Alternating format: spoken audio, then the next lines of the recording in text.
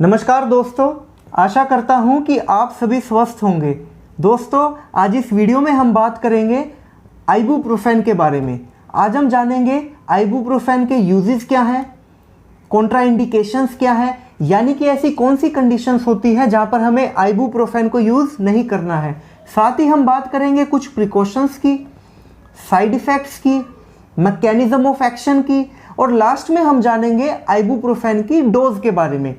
तो चलिए स्टार्ट करते हैं आइबुप्रोफेन के यूजेस के साथ। दोस्तों, आइबुप्रोफेन के मेनली 3 यूजेस हैं। जो इसका सबसे पहला यूज है वो है एंटी इन्फ्लेमेटरी, यानी कि वो दवा जो इन्फ्लेमेशन को कम करे। इसका दूसरा यूज है एनाल्जेसिक, वो दवा जो पेन में रिलीफ दे। तीसरा जो इसका यूज है वो है एंटीपायरेटिक, वो दवा जो फीवर को कम करे। तो ये इसके मेनली 3 यूज हैं। दोस्तों, अगर पेन कंडीशंस की बात करें, ये बहुत तरह के पेन में दिया जा सकता है, जैसे कि हेडेक यानी कि सर का दर्द, बैक एक कमर का दर्द, टूथ एक दांत का दर्द, या फिर मेंस्ट्रुअल पेन, पीरियड्स के दौरान महिलाओं को अगर पेन होता है तो उसमें भी इसका यूज़ किया जा सकता है।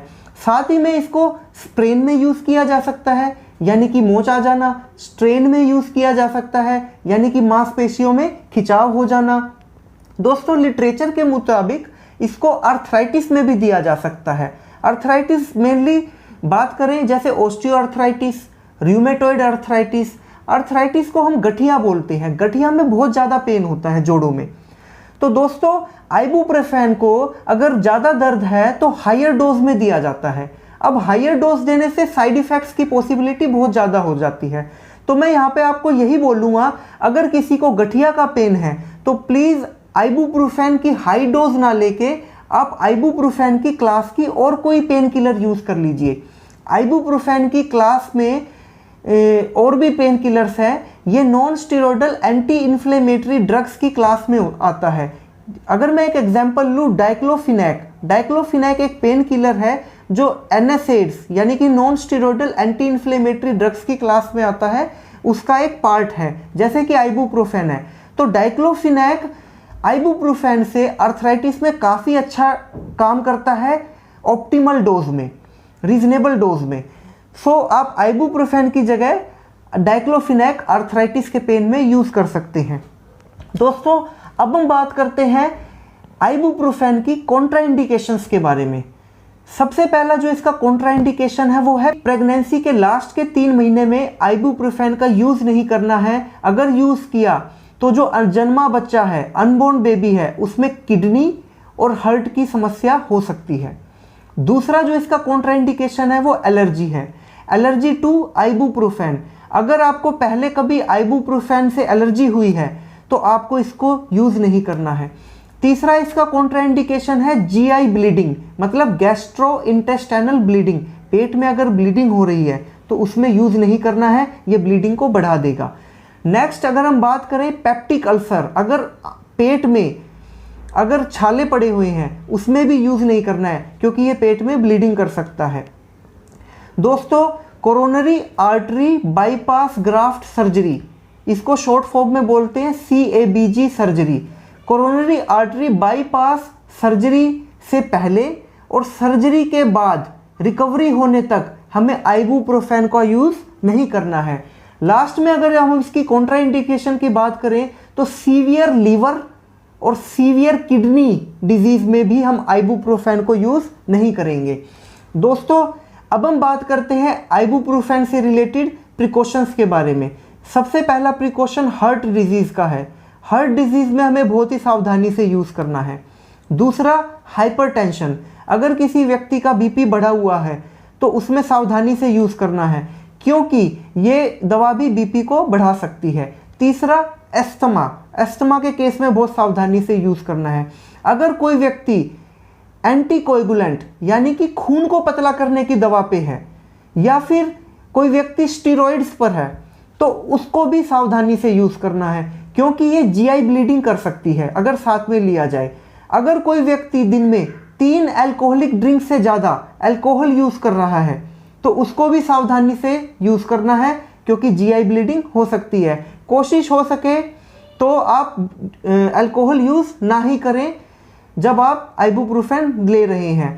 अगर माइल्ड से मॉडरेट लीवर या किडनी की प्रॉब्लम है उसमें भी हमें आइबुप्रोफेन को सावधानी से यूज़ करना है। दोस्तों अब हम बात करते हैं आइबुप्रोफेन के साइड इफ़ेक्ट्स के बारे में। आइबुप्रोफेन के बहुत सारे साइड इफ़ेक्ट्स हैं, लेकिन हम मेन साइड इफ़ेक्ट्स की बात करेंगे। सबसे पहला होता है डिजीनेस, मतलब चक्कर आना। दूसरा नोजिया, जी मिचलाना। तीसरा वोमिटिंग, उल्टी आना। नेक्स्ट एपिगैस्ट्रिक पेन, मतलब पेट के ऊपर के हिस्से में दर्द होना। स्किन रैश भी हो सकते हैं। भूख का कम लगना, यानी कि डिक्रीज इन एपेटाइट। इनडाइजेशन होना, खाने का ना पचना। टिनाइटस, टिनाइटस का मतलब होता है कान का बजना, कान में रिंगिंग जैसी आवाज़ आएगी। और कॉन्स्टिपेशन या डायरिया हो जाना, इनमें से कुछ भी हो सकता है।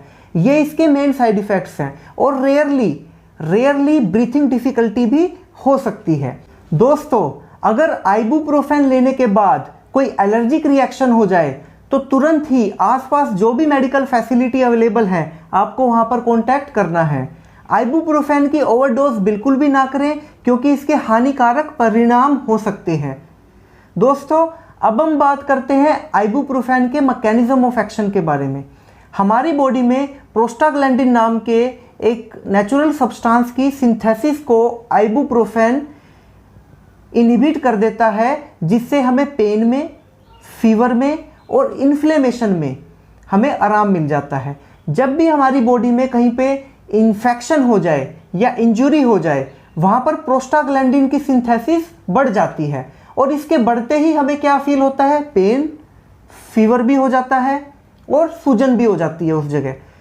अब यहाँ पर अगर हम आइबुप्रोफेन दे देंगे तो वो प्रोस्टाग्लैंडिन की सिंथेसिस को रोक देगा, जिससे क्या होगा, हमें पेन में भी आराम हो जाएगा, फीवर में भी आराम हो जाएगा और हमें सूजन में भी आराम हो जाएगा। तो ये था इसका मैकेनिज्म ऑफ एक्शन। अब हम बात करते हैं आइबुप्रोफेन की डोज के बारे में।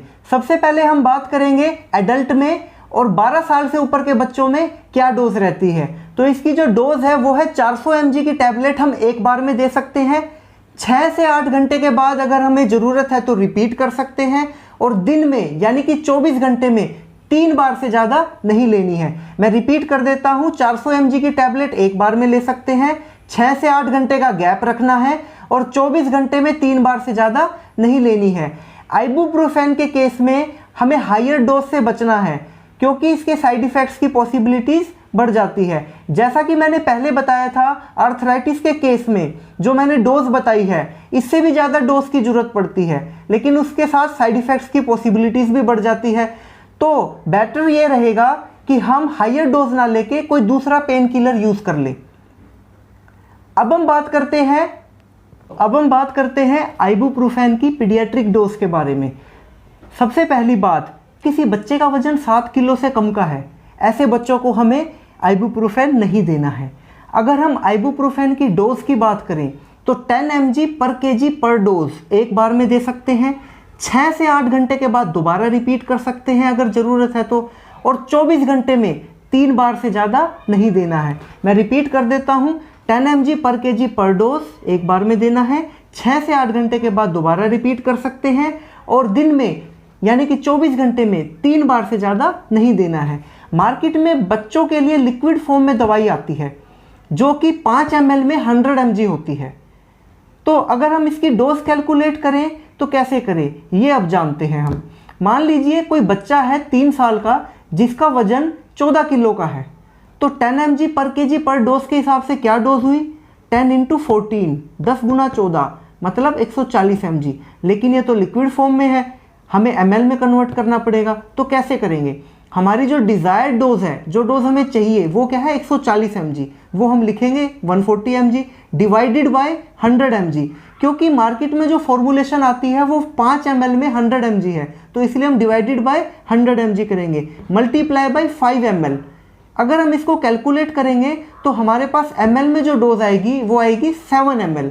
तो 7 ml 14 किलो के उस बच्चे के लिए डोज रहेगी।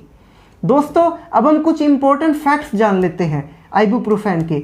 आइबुप्रोफेन लगभग 30 मिनट में काम करना स्टार्ट कर देता है, 1 से 2 घंटे में इसका मैक्सिमम इफेक्ट आ जाता है और टोटल जो इसका ड्यूरेशन ऑफ एक्शन है वो है 6 से 8 घंटे, मतलब 6 से 8 घंटे तक इसका असर रहेगा।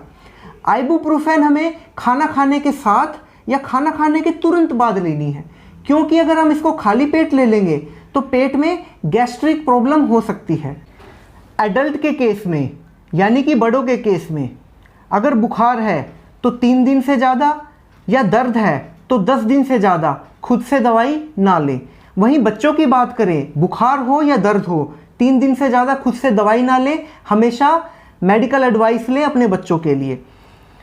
दोस्तों, हमेशा आइबुप्रोफेन की रिकमेंडेड डोज लें और शॉर्टेस्ट ड्यूरेशन के लिए लें। शॉर्टेस्ट ड्यूरेशन मतलब जितनी ज़रूरत है उतना ही, ताकि आइबुप्रोफेन के साइड इफ़ेक्ट से काफ़ी हद तक बचा जा सके।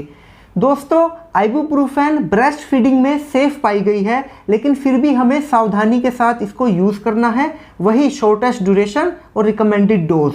दोस्तों, तो ये थी आइबुप्रोफेन के बारे में कुछ महत्वपूर्ण जानकारियाँ। मैं आशा करता हूँ ये वीडियो आपको पसंद आएगी। आपके कोई क्वेश्चंस हैं तो आप कमेंट बॉक्स में ज़रूर पूछें, मैं कोशिश करूँगा आपके सारे क्वेश्चंस के आंसर करने की। तो मिलते हैं बहुत ही जल्दी एक नई वीडियो के साथ। नमस्कार।